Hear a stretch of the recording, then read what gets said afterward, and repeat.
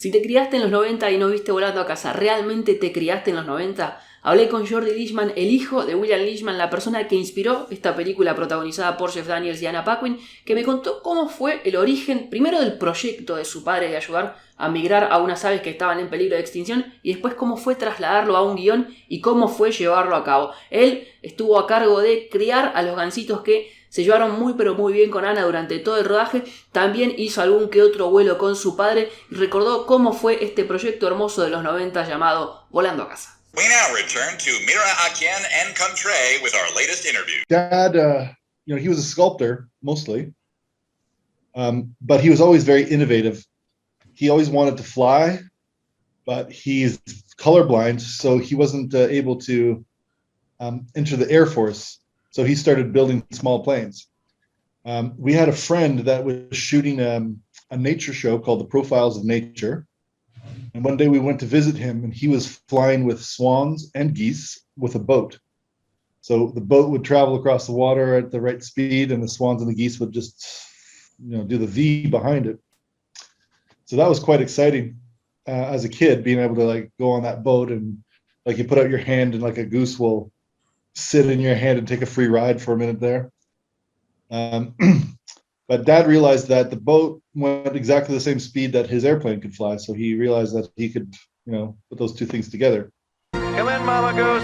Hello, Papa Goose. Comes an incredible journey for anyone who's ever had a dream. Dad, they're really flying with me. We started to do that. It was basically a process of trying to figure out how.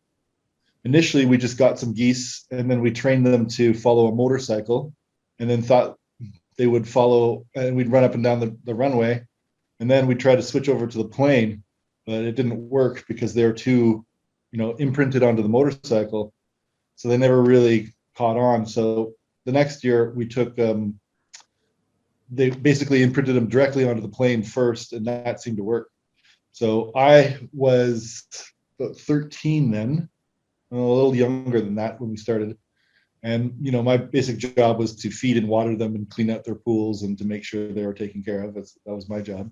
So then we were trying to understand whether or not we can imprint an entire migration route, right? Because if that's possible, then there are endangered birds which need, routing as far as their migration. So that was the next process. We did that for years, and eventually I left and was traveling all over the place. And then I came back and raised them for one last year. I thought it was going to be the last year for the biology project.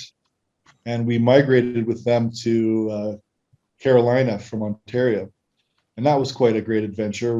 I got to get my pilot's license, and I got to fly with them. And we got to fly about 100 feet above the eastern seaboard for the entire coast, which was just a very interesting way to see the United States.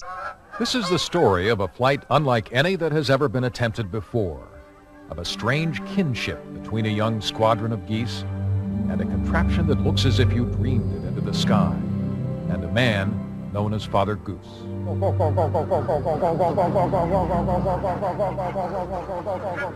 It was a little grueling because we'd fly 4 or 5 hours a day in rough weather, and you had to really be okay with getting bounced around a lot and making sure you could keep the airplane under control. And then we'd land in some strange place that sometimes the geese would just break off and go and land in someone's backyard, and we'd all have to descend on them. And we met a lot of interesting characters that way, obviously.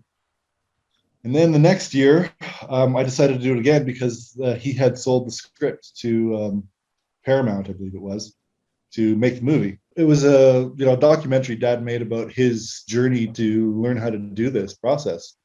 And it featured my little sister, who was 8 years younger than me.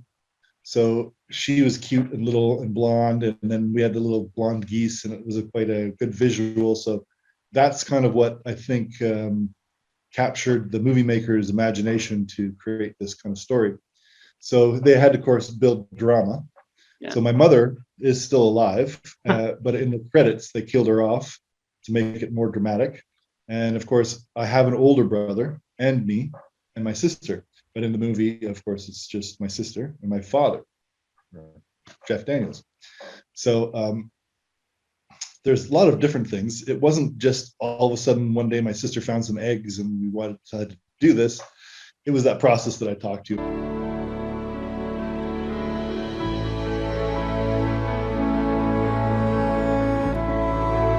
And it became quite surreal because there was Jeff Daniels obviously was playing my father.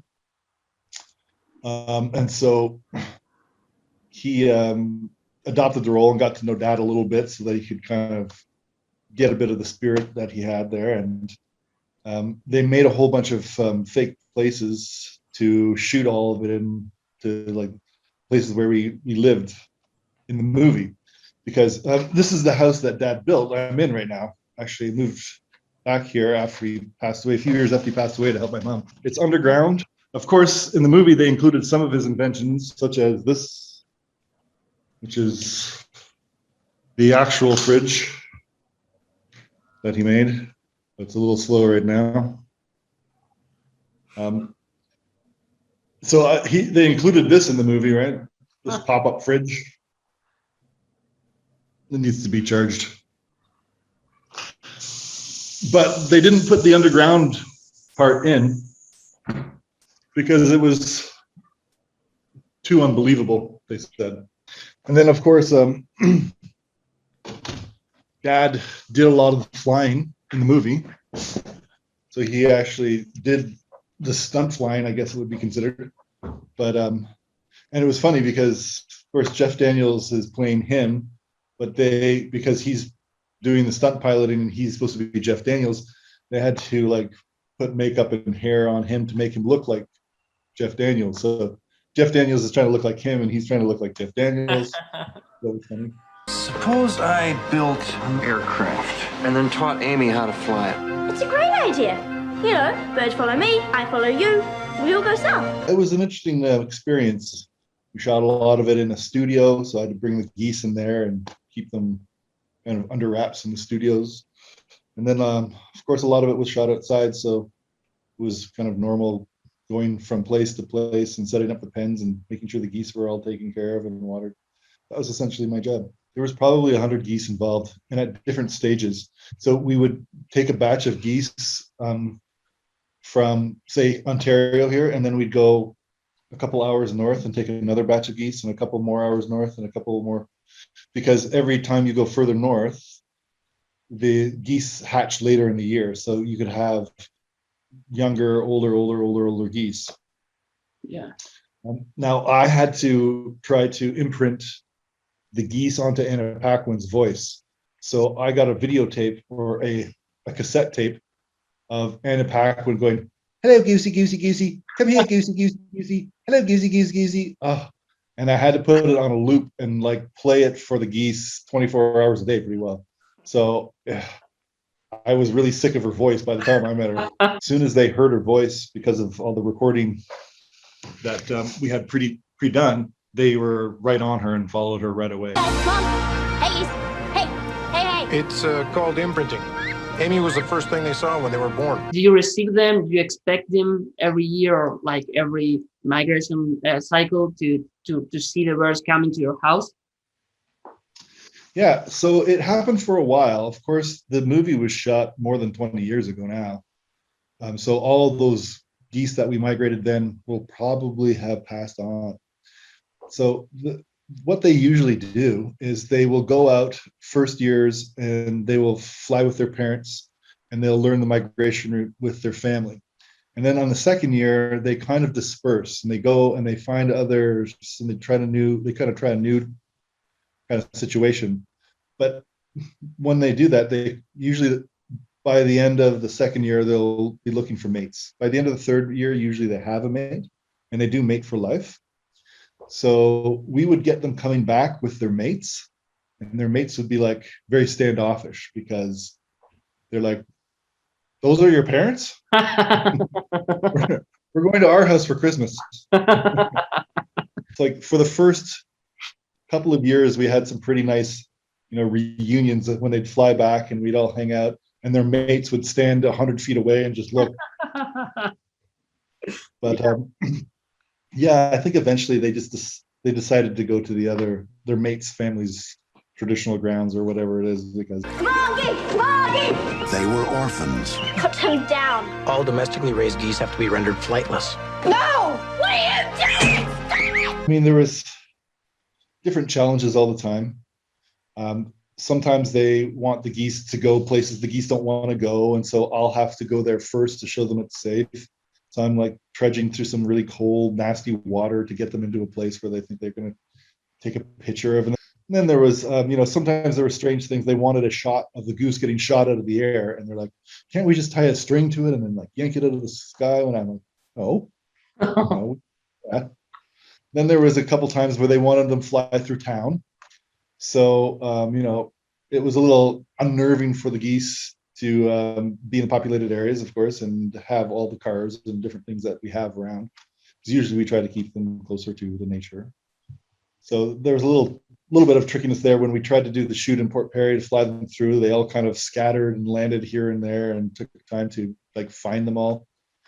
And then there was a few times where people, felt like they shouldn't be, captive animals. There should be back to the wild. So, while we weren't looking, they would go and cut the pen open and try to scare them out. But they would never go anywhere because it's like we're home for them. So Yeah. there's a few times where people kind of tried to set them free. Of course, they just all came back.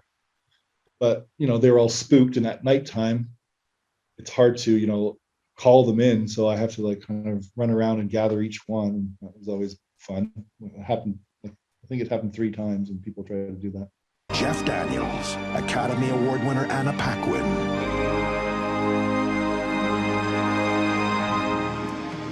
Fly Away Home. It kind of got taken over by his business partner at the time, who was really just out for himself. And it was a real tragedy. He really threw my dad under the bus. His name was Joe Duff. And yeah, his name doesn't really sit well with our family these days, or ever.